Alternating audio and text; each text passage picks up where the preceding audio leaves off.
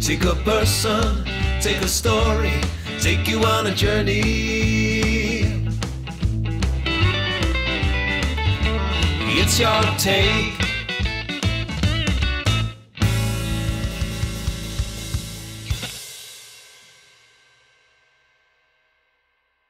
Today's guest is a young musician with a flair for country music and writing and composing her own songs. My guest started recording, performing and writing music when she was just 11 years of age. She's currently signed to the recording label Uniq Recording Artists, has recorded in the US at studios in Nashville and San Diego, performed at the UK Country Music Festival, Buckle and Boots in 2018. She's also been endorsed by country pop performer and star Dylan Scott, who is a fan and cites her as one to watch. My guest has received further acclaim from veteran songwriter Dean Friedman, also a Your Take guest, and recently performed on his UK tour. Her music has received radio play and gained publicity when she was interviewed on BBC Radio Wales. On today's Your Take, I'm joined by Nia Nicholls. We discuss Nia's roots and her country music pedigree, being signed to a label, writing her own material, the exposure she has received so far, and her career plans. Good morning, a warm welcome, and thank you for joining me on Your Take. Oh, thank you so much for having me. No, thank you. Looking forward to hearing the perspective from a young artist on their career and, of course, I said at the end, your future career musical plans. To start with, I wanted to rewind and go back to the very beginning, and I want to find out a bit about your background, your childhood, of course, and find out where this love of country music comes from. To start with, can I ask where you were born? Can you share with us your memories from childhood? And can you give us just a bit of background about your parents, who they are, what they do for a living, and do you have siblings? Yeah, so I was born and raised in Salisbury, which is pretty much sort of like I'm almost at the edge actually, because I'm sort of between Salisbury, Bournemouth and Southampton, sort of by the coast. And yeah, my childhood, it was very magical, all about Disney princesses and stuff like that. And I really loved watching Disney movies growing up and singing those songs. And I kind of think that almost encouraged me to go into singing before I knew I wanted to be a songwriter. So I was always singing around the house all the time. And my parents, you know, they're not necessarily musical. My dad, he's sort of more on the business side of things. And my mum used to be a teacher. So they're not necessarily musical, but they've always loved music, you know. So my dad, he loves pretty much everything, but more specifically like rock music and then ABBA. And then my mum, she sort of loves like the Osmonds and then Dolly Parton. So I had a lot of different influences coming in growing up, which was really refreshing because I wasn't just they weren't just listening to one type of genre and that's it. And then for siblings, I have one brother, Reese. He's older than me. He's like 5 years older than me, but he's not musical either. So I'm sort of the only one in this family. Exposed to different musical forms and styles, you mentioned the love of Disney, which is, of course, almost like a kind of musical tradition. And you mentioned rock and you mentioned some artists as well, music being played in the household. I kind of wanted to ask what music you discovered and specifically ask you how you got hooked on to country music and why. Yeah, so I think I've always gravitated towards country music before I even really knew what country music was, because my parents loved Shania Twain, and so they would always play her. And I have all these memories of when I was about 4 years old, just sort of dancing around the living room, dancing around the garden to all these Shania Twain songs. And I didn't realize that she was country, you know. But it wasn't until I was about 8 years old. Taylor Swift was coming onto the scene at the time, and my mum had just bought me, I think it was her record Fearless, and then also Dolly Parton. And I played those CDs so much. I'm pretty sure like they're probably sort of warped or broken by the end of it. They were so scratched up from how much I listened to them. But it was really when I listened to Dolly Parton's song Applejack. I don't know if you're familiar with that song. It's not like a massive hit for her, but I heard that song and I thought, oh my gosh, I want to write songs like that. Like, I love that it tells a story. I love the hook of it. And that's when I knew I really wanted to be in country music. And so I pretty much begged my parents to let me play the guitar. I was a bit young, so like my hands didn't really fit around like the neck of the guitar at the time. So I had to wait like a couple of years. And then I pretty much begged them to take me to Nashville, because that's pretty much where everyone went. Dolly, Taylor Swift, Shania Twain. And yeah, they were very supportive of that. And, you know, I ended up playing the guitar and writing songs like country music, and then ended up going to Nashville when I was 13. And it just reinforced that idea of, yep, this is where I want to be. We'll shortly talk about the Nashville scene and your perspective and the work you've done out there. It's interesting that you choose Dolly Parton, because she's an incredible songwriter, writing her own material, of course, and passing it on to major artists as well. I want to come on to playing music, because you started playing at 11 years of age. How did you go about learning how to play, and which instruments were you playing? And you were also recording and writing songs from an early age.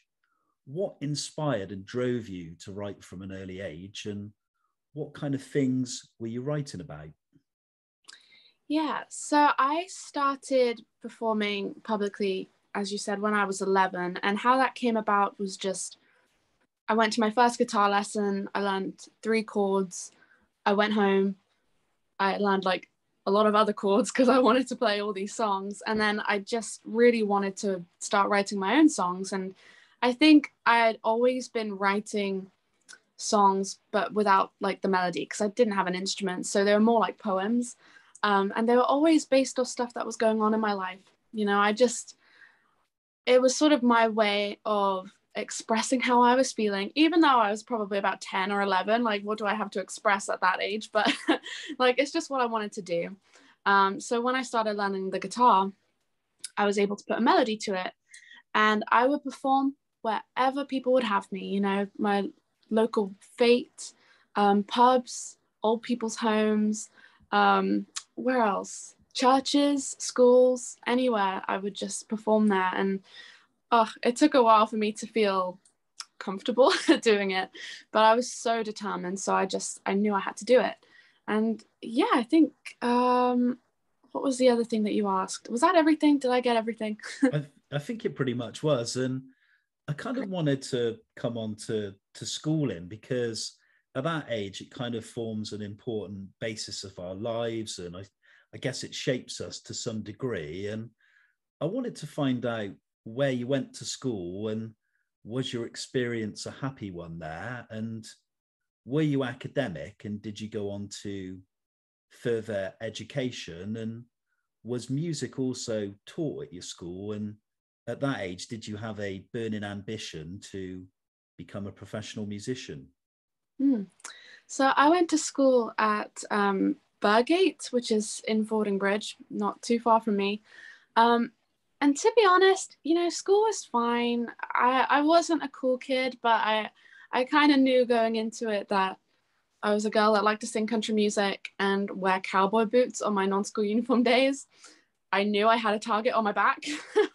So I wasn't really considered cool. And, you know, of course, people would make fun of me for that, but it didn't really affect me in the way of, like, I went into my shell and then I never spoke to anyone, and then I never showed anyone my songs.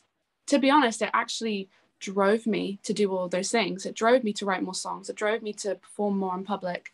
So I think it wasn't a bad thing that I had to sort of experience the highs and lows of it. And music was taught at my school, but I hated it. I absolutely hated it. It was all sort of theory based, and we had to read manuscripts, and that's a good thing to learn if you want to be a musician, don't get me wrong, but it wasn't very practical, so we didn't do a lot of performing. So I just hated that. I just really did not enjoy it. But then I did go on to further education. I went to Wiltshire College in Salisbury, and I did a BTEC in music. And then I went on to Bath Spa University and did commercial music there, and I graduated last summer. But as far as being academic goes, absolutely not. I'm terrible at maths, I'm terrible at science. I'm pretty sure I failed all of them. So not academic, but definitely creative. I share with you a disliking for music lessons at secondary school. It put the absolute fear into me when you had to play solo in front of a class of about 30 and you didn't know a single open chord. Of course, so far you've expressed your love of music, your passion for country. You love the country music attire associated with the genre.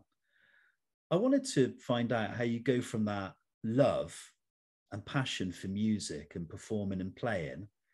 How do you make that transition to become a professional paid musician? Can you recall your first paid professional gig? And can you discuss some of the early bands you performed with and some of the like-minded music people who played with you?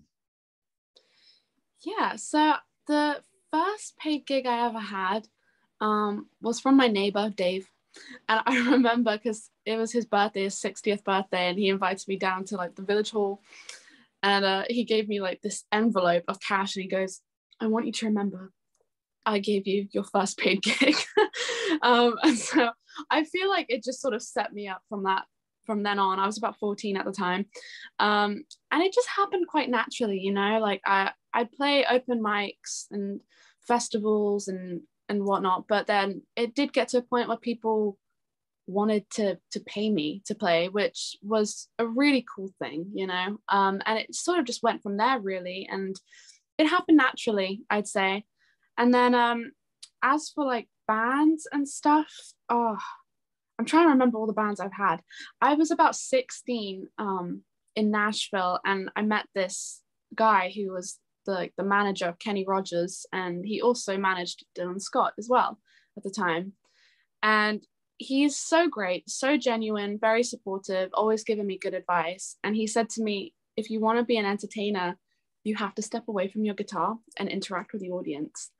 And I kind of get mixed reactions when I tell people that story, because some people say, oh, why would he tell you to stop playing guitar? And other people are saying, oh yeah, that makes sense, you know, interact. But he wasn't telling me to stop playing the guitar. He just said from time to time, put it away, show people that you can interact. So from then on, I just was on a mission to get a band together in college, which failed. It wasn't very good. And then when I went to university, that's when I sort of got my first proper band. And we were together for about 6 months before kind of COVID happened. And then we just went our separate ways. But I've always found it difficult to find people that are into similar genre to me. You know, everyone from my uni band, they were either into like heavy rock or like some EDM pop thing or indie. And I suppose indie is sort of the closest thing to me. But yeah, it was really funny. It was such a mix match of people. But then after that, I got together my second band, and they were into sort of similar genres to me. And we'd been performing for about a year, and we opened up for Twinny, who's a country singer from, I think, up north last summer. And it just was a natural progression. I was so determined to get a band together and show people I could step away from my guitar. And it was so nerve-wracking the first few times I had to do it. Like, I thought I was going to faint, but you have to do it if you want to be in this business, if you want to be an entertainer. So yeah, I'm very grateful for that manager telling me that in Nashville when I was 16. So Nia, I wanted to talk about songwriting, because I believe that you were going to songwriting and music masterclasses to learn your craft and gain experience and knowledge. Can you share with us your memories and some of the musicians you were tutored by including the American singer-songwriter Dean Friedman. Yeah, I've only ever been to 2 songwriting courses, and the first one I went to was Dean Friedman's, and I was about 12 years old at the time, and he was doing it up in London, and my mum saw it because she signed up to his like newsletter, so she gets all the updates through, and she saw he was doing this songwriting course there, and she sent him a message and she said, is there an age limit of like who can come and sit with you? Because I have a 12-year-old daughter, she's a songwriter, she's sort of just started, and he was so great. He said, yeah, sure, she can she can come along, and he said to my mum that she can sit in as well. So we went in. I think there was only about 7 of us, including Dean and then my mum. And I don't remember too much about it. I remember performing a couple of songs and people being very supportive and encouraging. But the one thing I do remember him saying was, if you're going to continue on with your songwriting, you know, you might come across people that sort of offer you the world, and they'll say, we're going to give you this record deal, we're going to take you out of school, and we're going to do this, we're going to do that. It happens, like that always happens. He said, but stay in education. He said, just stay. He said, you're 12 years old. He said, go to university. Don't feel like you have to miss out on these opportunities and education because you want to be a musician, a singer-songwriter. He said, it's really important that you stay in it. And I remember that more than anything else, because at the time I was like, I don't want to stay in education. But I did, obviously. And, you know, I'm grateful that he said that, because I think that's quite a wise thing to say, you know. And he was just very supportive, and he's been supportive of me since then. And I think this other songwriting course I did was part of the Songwriting Academy. It was also in London, and I was about 17. And that was a really great experience as well. I can't remember too much about it. I have such a bad memory. No problem. We'll briefly talk about Dean Friedman, because he was a previous Your Take guest, sat in the chair and spoke to him. A very humble, giving man, and also a very funny man as well. I was at the concert the UK Toy recently did in Bath, and you, of course, got up on stage and played a number, and Dean was very giving you a lot of praise and giving a backstory about meeting you and going to the masterclass. What was that experience like? Was that kind of nerve-wracking, or did you enjoy it? And did sort of anything come off the back of that appearance as well? Yeah, how that sort of came about was, again, we saw through his newsletter that he was going to be doing a tour here. And I think it was like my dad, because my dad and my mum, they've sort of stayed in touch with Dean since my brother was a baby, because Dean did these, I think it was like an album of children's songs back in like the early 2000s, and my brother loved it. So my parents have always sort of like had this contact with him, and he's always responded to their emails. He's always been really, really lovely and humble. And yeah, and so I think my dad mentioned to him, he was like, oh, you're going to be in Bath? Like, you know, we're not too far from Bath. Like, would you mind, like, if Nia maybe sang a song, you know? And he said, yeah, of course. He said, well, she can do it here, or she can do it this place, or this place, whatever works. And he gave us all these different like date options. And I thought Bath would be so cool, because that's where I went to university. So why not? And so, yeah, I got there, and it was very nerve-wracking. You know, I think you always get nervous when you perform live, but that was particularly nerve-wracking because everyone was listening. Like, I'm so used to people just sort of talking or walking in and out, but everyone was listening, and they were listening intently. But it was such a great experience, and I was on such a high after that. And I'd say what came off the back of that was this interview. You know, like, obviously I got to meet you, and I think I had a few more people follow me that night, which is always very, very helpful. And yeah, everyone was very encouraging, and it was very sweet. So I'm very grateful to Dean for letting me do that. I want to move on to the next chapter of the interview and talk about your musical career, and specifically about the business side of music, because you signed to Bob Patmore's record label, Uniq Recording Artists. When did you sign to the label? And since becoming a signed artist, what opportunities has it created? And are you currently working on an album? So I signed to Uniq, I think it was October of 2020, which was, it was really exciting when that happened, because obviously we were still in COVID times, and we had pretty much been in lockdown all year. We had all these restrictions. So to get signed during a time like that was really unusual, but it was really exciting. And I would say the things that have happened from that is the fact that I've been able to release these songs with really amazing producers. I work a lot with Matt Ball, who used to work with, the Stereophonics and Red Hot Chili Peppers.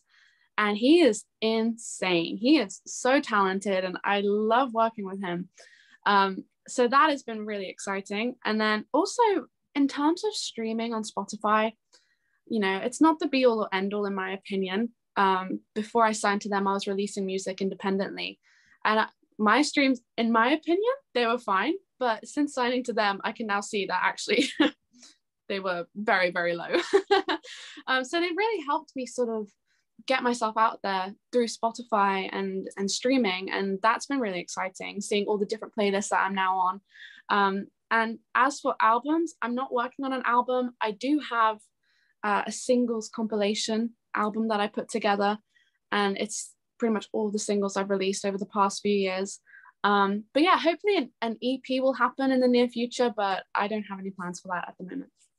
You've mentioned musical streaming platforms, and that comes on nicely to my next question, because I'm always interested to hear how new artists go about publicizing their work, and also how they go about releasing their music.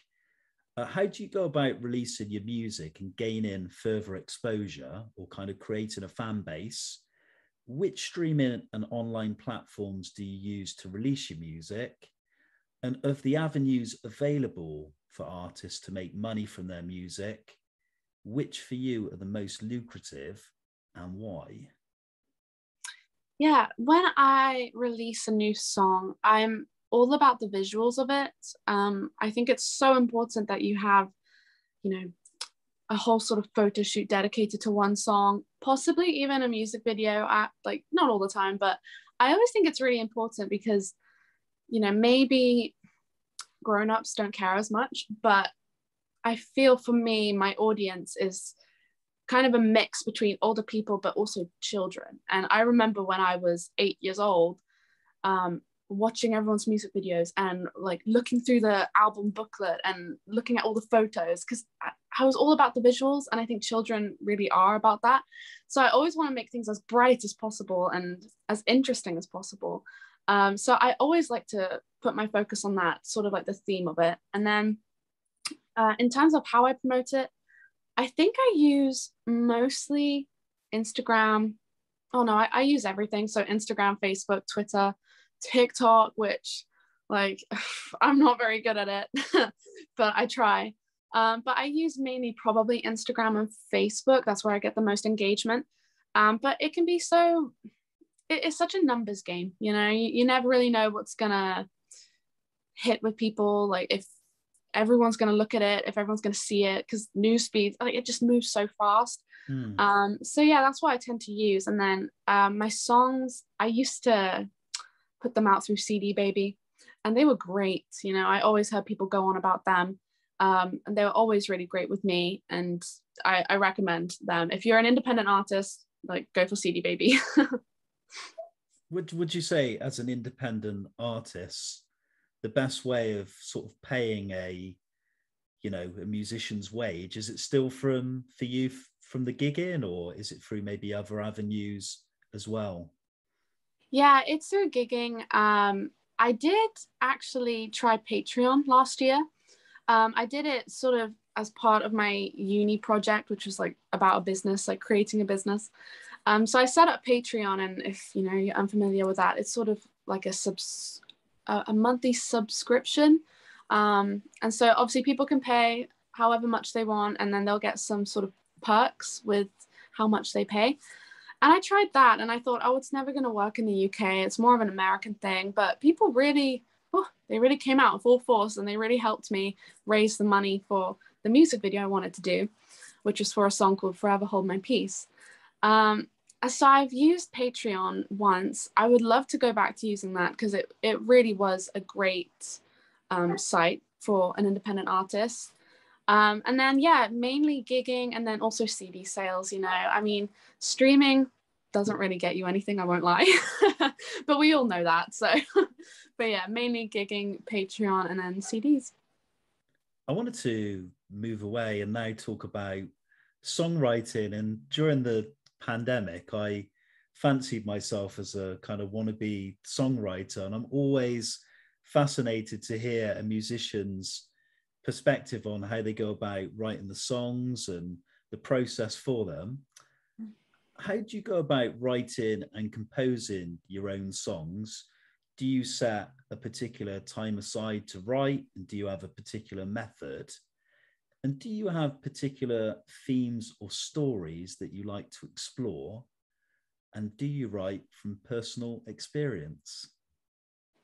Yeah, so I never really set a time to write a song. I always feel like if I do that, it never really works for me. Usually it comes about with one idea, one lyric idea. I'm more of a lyrical person than melody, so I always start with the lyrics, and then melody usually follows. They tend to be about personal experiences, because again, it's sort of my way of, it's almost like therapy. It's just one of those things where I feel if someone's upset me, I can write a song about it, and then I'll put it up online, and that person will probably hear it, and I'm all for the drama, so I love it. But yeah, so it doesn't take me too long to write a song usually. Again, if it takes me more than an hour, it's just not going to work for me. So it usually takes between 15 to 30 minutes to do that. You said about writing the lyrics first. Do you kind of pen and paper, or do you sit there with a guitar working out the chords as well? Or how does that kind of process work for you? Yeah, I pretty much just sit down.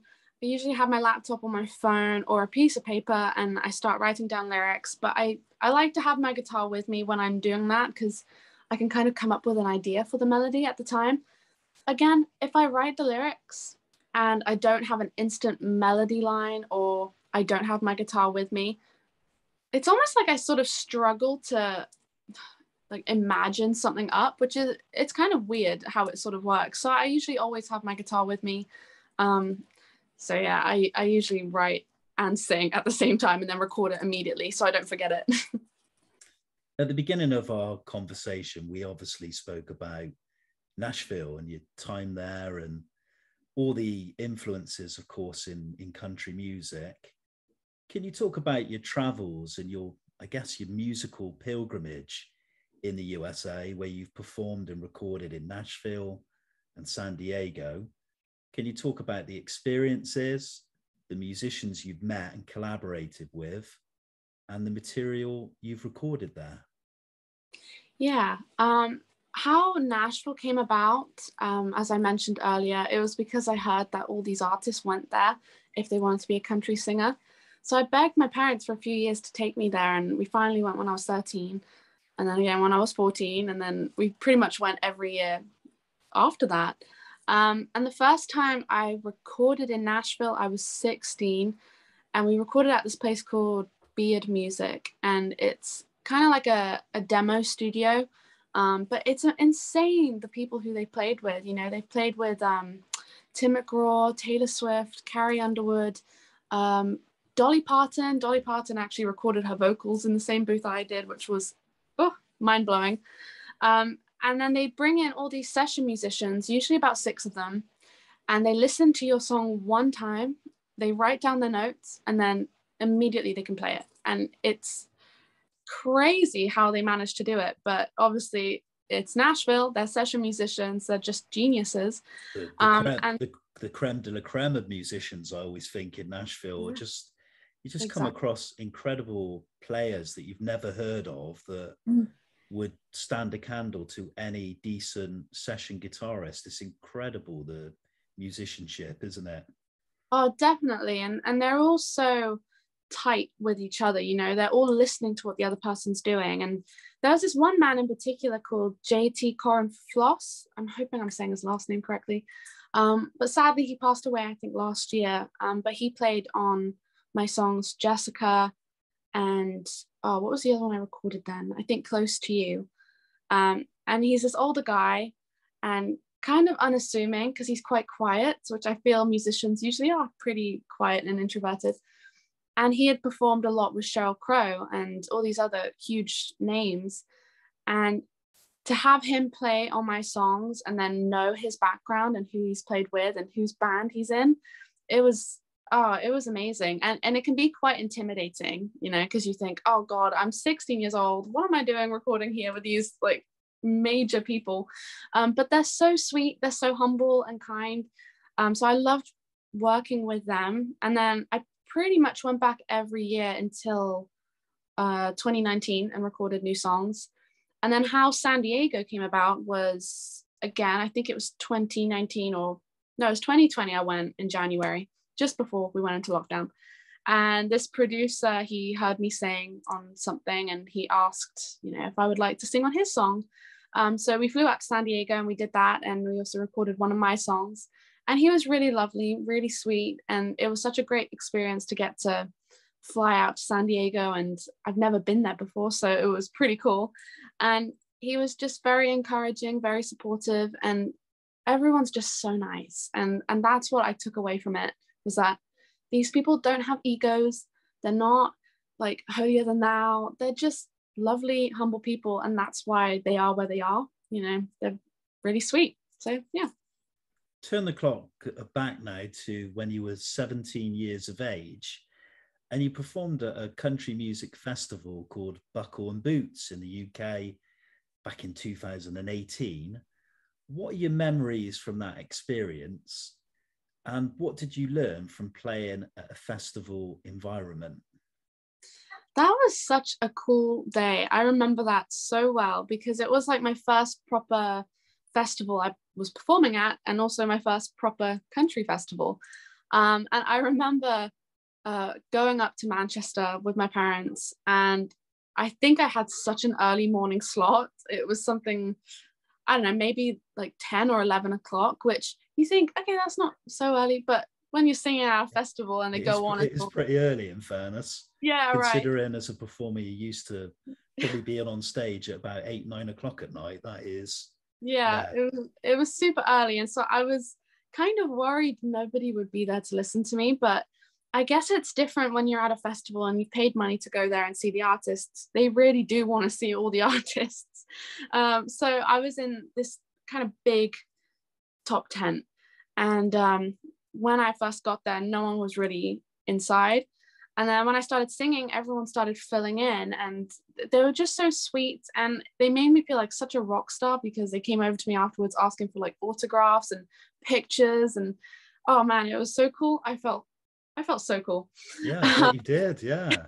And I really, you know, I made some friends, I made some fans, and they still follow my music now. And that was such a fun experience. And it didn't matter that I was on at like 11 o'clock in the morning, you know, these people, they were there for the whole weekend and they were going to make sure they got their money's worth. So it was fine. A moment ago, we spoke about songs. You write in your own material and obviously composing the music for that as well. We spoke a bit about recording with the creme de la creme in Nashville, USA. Now I'm going to ask you the obvious question, the go-to question. Which musicians and songwriters would you cite as major influences and why? And the reverse to that, of the young artists working in today's music business, which ones are you impressed with and perhaps would like to collaborate at some stage in your musical journey? I really look up to Casey Musgraves and Carole King. I think Casey, I first heard of her when I was about 13, and that's when I obviously went to Nashville for the first time, so it kind of made sense. I heard her on the radio. And I loved her music. I loved her songwriting because it was so honest. But recently, over the past 2, 3 years, oh man, I've become obsessed with Carole King. I think she's so cool. I think her story of how she went from being a songwriter for other artists to a songwriter for herself was just so interesting and so inspiring. And then as for the young artists coming onto the scene, I'd have to say Abby Anderson and Riley Roth. They're sort of, well, they are in the country genre. They're kind of up and coming. But Abby Anderson is just really cool because she was signed to a pretty major record label a few years ago, and she ended up walking away from it because, you know, they were making her release music she didn't like, and it wasn't what she thought it was going to be, and she was, I think, quite unwell. So she walked away from it, which I think is an insane thing to do when you're in Nashville and you've been offered this deal. But now she's still releasing music, but independently, and she's doing really, really well. And I just think she's so inspiring. And also she seems like such a lovely person. She's always smiling when you see her TikToks, always got a big smile on her face. So I love her, and I love Riley Roth as well. We're going to talk about your songs that you've written and recorded. Which ones are your favourites and you most enjoy playing live on stage? And you also perform covers live on stage and on your YouTube channel.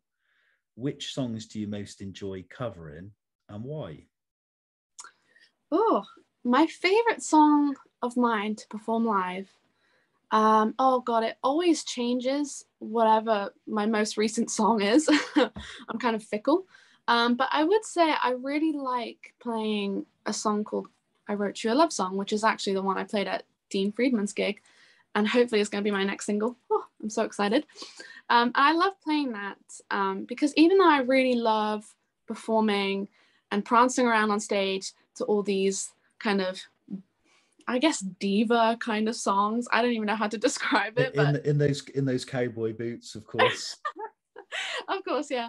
Like sort of those attitude-y songs. I love performing them, but I think just being a songwriter, I have such a soft spot for just singing acoustically and singing a nice sad song, which sounds kind of weird, but I just love playing them. So I would say I Wrote You a Love Song is probably my favorite to perform live. And then as for covers, I really like playing, oh man, I'm trying to think. I love I Will Survive by Gloria Gaynor. I love playing that one because the crowd always gets going for that. And then I also really like performing Taylor Swift's song Better Man, which was originally released by Little Big Town. I love that one because I love the harmonies in it. So when I'm performing with a band, it just sounds so cool. So yeah, probably those two are my favorites. And I have to ask you this. I Wrote You a Love Song is based on a true story. Can you kind of give us some background on the story? And is that person aware that you've written and performed that song and heard the song? Yeah, so I wrote that song actually well when I went to when I went to San Diego in 2020. I also went to Memphis briefly, and I pretty much wrote the song about a boy from Memphis from that trip.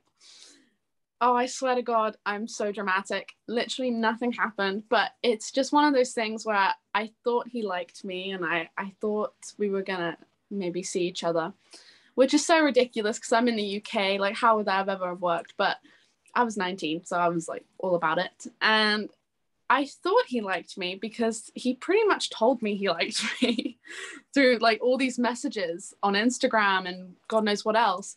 And then he pretty much completely ghosted. He just vanished into thin air. And it was very confusing. And I was very confused. And I thought I would write the song about it. And I was so upset for some reason. Like it was so ridiculous, but I was. And then I thought, well, I'm never going to tell anyone that this is a song about someone from Memphis because I go there a lot, but here we are. I'm just doing it. I'm just saying it because I don't really care. But I don't think he knows. I don't think he would figure it out because I haven't spoken to him since then, which was about 2 years ago. But I don't really care if he does know. It is what it is. You know, I got a song out of it. It's fine. As a professional musician, we've established that you need exposure. You need a fan base, of course. You need your songs to be heard, bought, listened to, and people obviously come to the gigs to listen and support your music. That's obvious. But as well as that, you kind of need to be in some ways mentored or endorsed or championed by maybe your peers and fellow artists.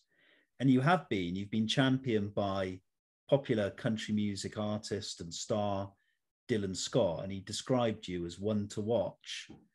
How did you hear the news that Dylan had publicized your music and is a fan, and have you met him in person? I haven't met him in person yet. I hope someday I get to, but how that came about was I obviously knew his manager because, you know, we stayed in his Airbnb or something like that a couple of times.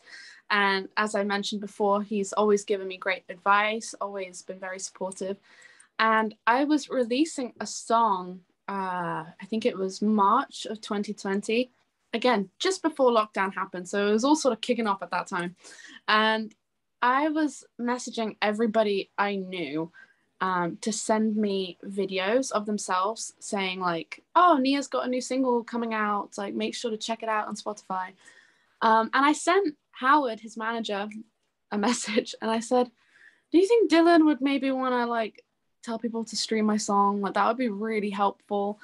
I did not think he would do it, and I didn't think he would say what he said about me being one to watch. I thought that was really cool. And yeah, he did it. And I'm so grateful for Dylan for doing that, because I think, oh, you know, he's not, what's the word? He's just very humble. He's willing to help out upcoming artists. And yeah, sending me that video was so cool, and yeah, made my whole year. You're still very young and you have a musical career still very much ahead of you, things to obviously achieve, lots and lots of songs to write, and probably albums to release in future years. But I wanted to ask you, what are your future musical plans, and do you have any tours scheduled or planning to release any new recorded material? And second to that, we mentioned at the beginning about streaming, gigging, the kind of monetary side of the music business. But do you currently have a publishing deal to earn royalties from your songs? Yeah, I do have a publishing deal. I signed that when I signed with my record company. They're called Bucks Music. So that they've been really supportive, and that was really cool to get a publishing deal, because again, I think it's quite difficult to land a record deal and then also a publishing deal these days. You know, everyone always says, oh, you can do it yourself, you can do it online now, like you've got all these tools like at your disposal, and that's true. But when, you know, you're offered that, it's a pretty big deal. And then as for tours and music, I'm going to America. I'm going to Tennessee next month. I've got quite a few gigs lined up there, which I'm really excited for, and hopefully a couple of radio interviews as well. And I'm hoping to actually record a song whilst I'm out in Nashville. I thought I'd go back to, you know, beard music again, because I think if you're in Nashville, you just got to do it at that point. But then also, as I mentioned earlier, I'm hoping that I Wrote You a Love Song will be my next single. So hopefully that'll be out fairly soon. From Memphis, Tennessee, your upcoming US tour, the whole theme of the interview, of course, has been about music, how you've achieved your passion and your ultimate goal to become a musician. Now I wanted to talk about your life outside of music and ask you what other things inspire and interest you, and have you ever thought about working in any other creative capacities? Ooh. Oh gosh, outside of music, I'm a pretty boring person. I don't do a whole lot. I think I always said, though, it's not creative, but if I wasn't doing music, I would have absolutely loved to have like gone into a completely different job of being like a forensic detective or something within like police stuff, because I'm obsessed with crime podcasts and documentaries. I love it. And I always really wanted to do it. And I remember being in school thinking, oh, shall I do psychology for one of my courses, or shall I just do music? And I obviously landed on music, because I thought, what are the odds of me actually going into detective stuff? So I did that instead. And then as for other creative things, what do? I like painting. I'm not very good at it, but I like doing it. And then I also like scrapbooking, which sounds like a grandma, but I love it. The true crime thing interests me a lot. I can see your fascination with true crime books, documentaries. One of the most fascinating interviews I did on Your Take was with a true crime writer based out in America called Stephen Singular. And I've always wanted to be a private detective. I know someone who once did the job, and it sounds very, very interesting. It does, yeah. I always I'm like obsessed with this YouTube channel called the Behaviour Panel. I started watching them, I think it was last year now, and it consists of these 4 men on a Zoom call, and they're just analyzing an interview of someone. So maybe it's some murderer, or maybe it's the Johnny Depp and Amber Heard trial. They'll literally go from one extreme to the other, and they just look at body language, psychology. Yeah, they analyze their body language, and it's so fascinating just hearing them go through like the different cues of, okay, if they do this, this, and this, and it's a cluster, then it kind of means they're being deceptive. And I actually bought one of their books because I just thought it was so cool, and I really wanted to take a course in body language, but I thought, again, what am I going to do with it? Alternative career maybe one day. Nia Nicholls, we come on to that moment. This is kind of the way we wrap the interview. Every single Your Take guest, we ask the same 13 questions, find out things possibly we don't know about them, find out things they love, things they're not so keen on. You don't have to think about these in any great detail, but here they are, the final questions, Nia. Okay. Number 1, what would you say is your favorite pastime? Playing with my dog and messing around and winding him up. The whole theme of the interview, of course, has been about music. We haven't spoken about film. So we move on to cinema. What would you say is your favorite movie and why? Ooh, I love Bridesmaids. And I love it because the main character is super awkward, and she always gets herself in like these silly situations, and I relate to that. And I also really just love the classics like Jurassic Park and Jaws. Just so good. Comfort movies. People always seem to love dinosaurs, don't they? My eldest son is obsessed with dinosaurs. Yeah. You have a love for writing lyrics, for composing songs, but who would you say is your favorite novelist?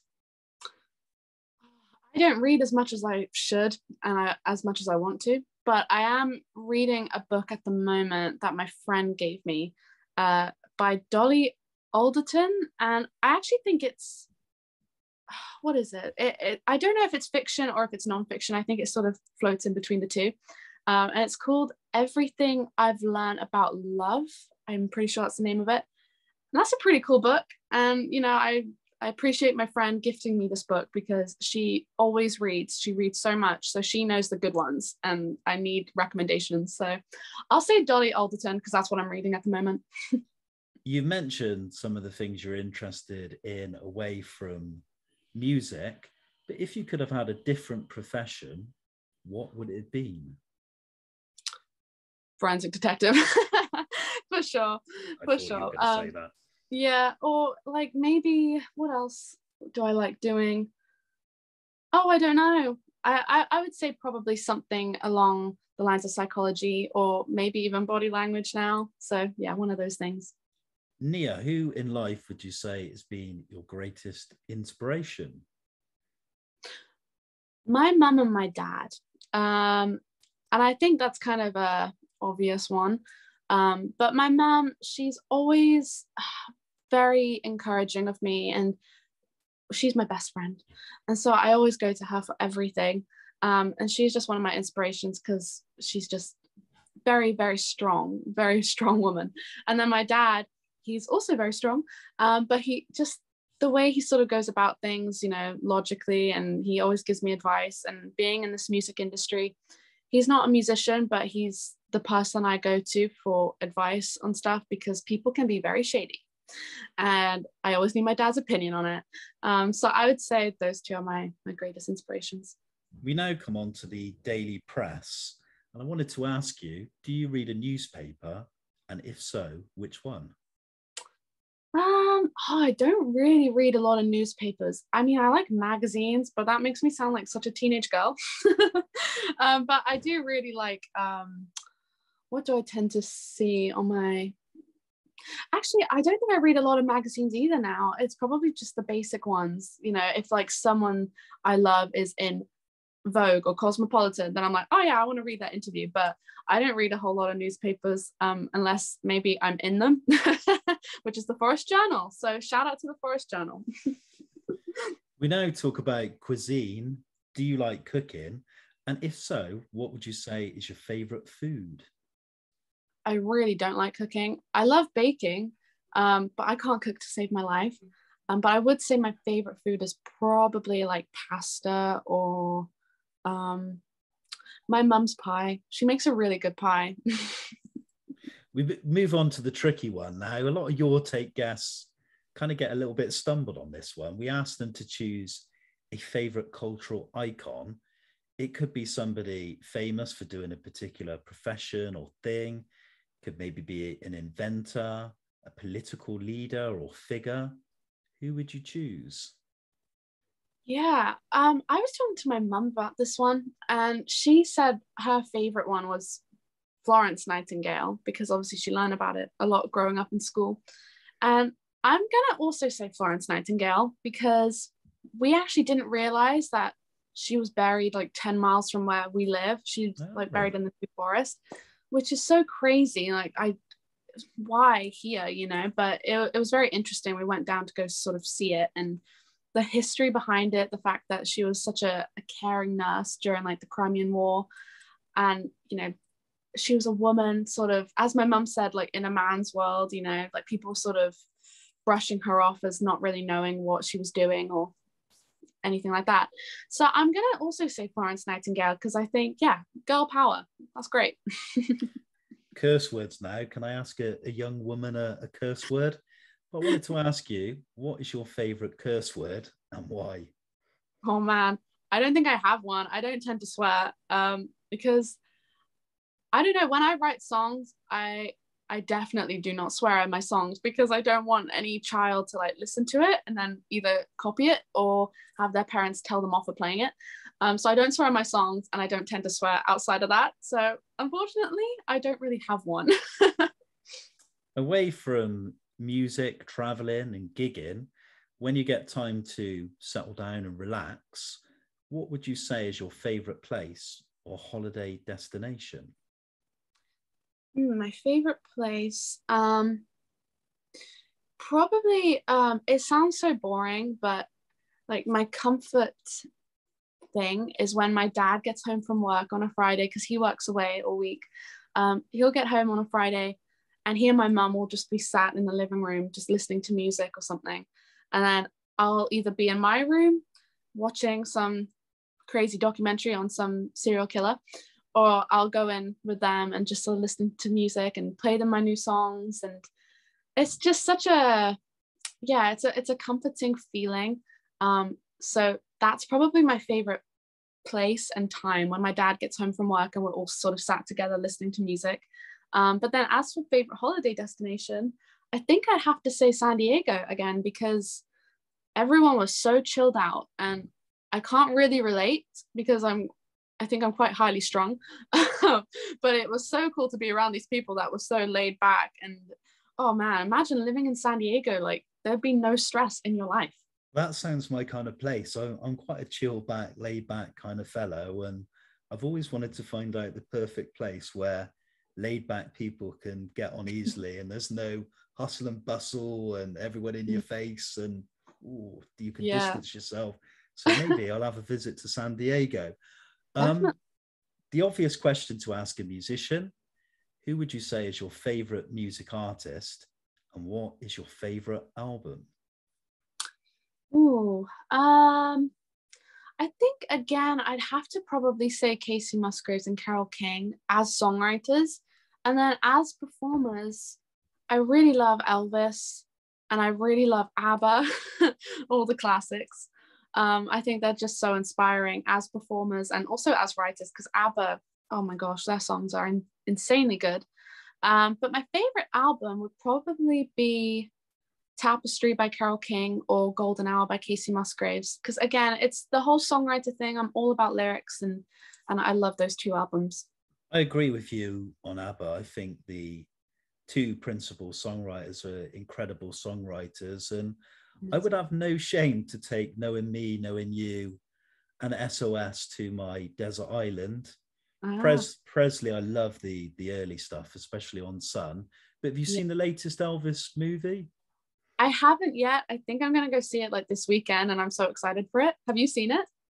I've not seen it, but Elvis kind of plays a massive part in my life. My dad was a huge Elvis fan, and I did go to Memphis, and obviously went to the famous Graceland, and nice. I found it quite an emotional journey actually on that tour.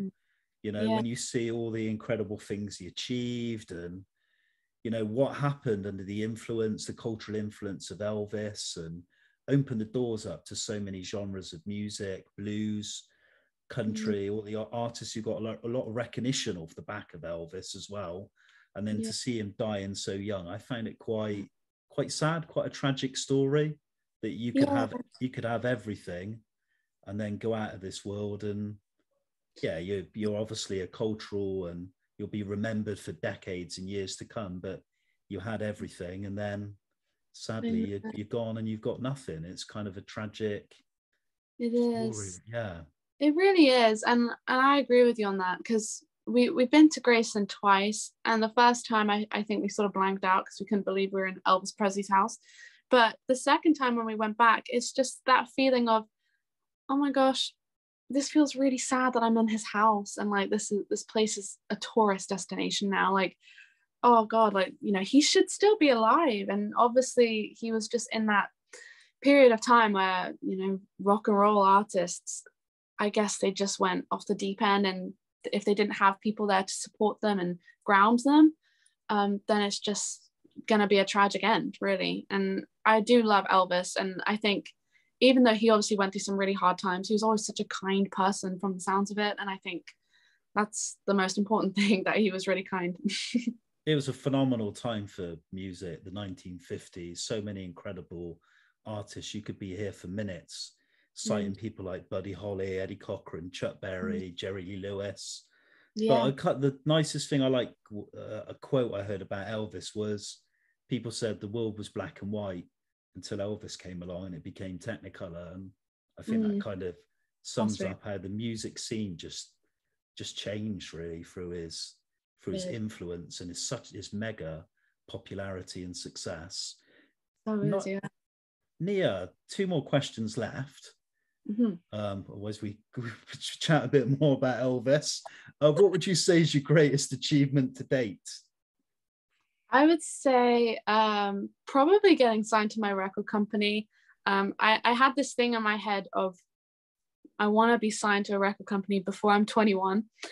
I don't know why. It's kind of a silly thing to say, but I think, I started at such a young age. I started performing in public when I was 11, that everyone was always really impressed by my age. They'd say, oh my God, she's only 13, she's only 16. Oh my God, she's so young. And then when I was 20, I was like, oh, I'm over the hill. This is awful.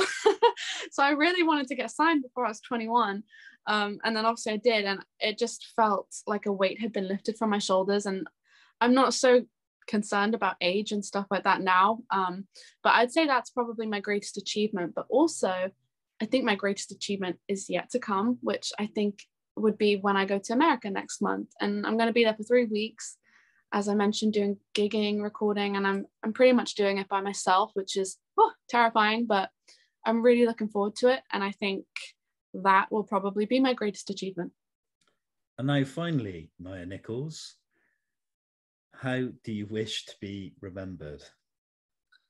Oh, I hope people remember me for being a decent songwriter. I think that would be really nice. But also, I hope people just remember me for being kind I don't know where my life is going to take me or what I'm going to end up doing, or like if anyone will remember me at all. But you know, it's one thing to be remembered for what you do as a songwriter, but I hope people say, oh, she was a kind person to work with, or she was nice. You know, I don't want people to say she was a diva, she was horrible, we hated her. And I think it's, as I said about Elvis, I think it's probably the most important thing to be remembered for that. So yeah, I hope people remember me for my songwriting and hopefully being a good person. And now that draws us to the end of the chapter, the end of the interview, but of course not the end of the story.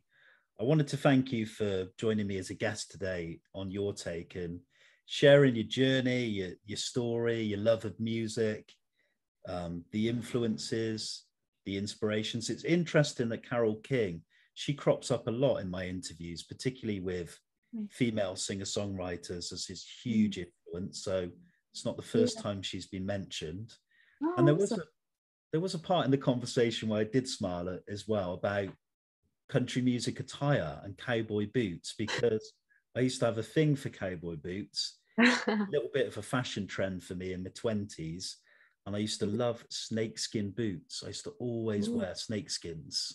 Oh, nice. Oh, I love cowboy boots. I mean, I went through such a phase as well of cowboy boots.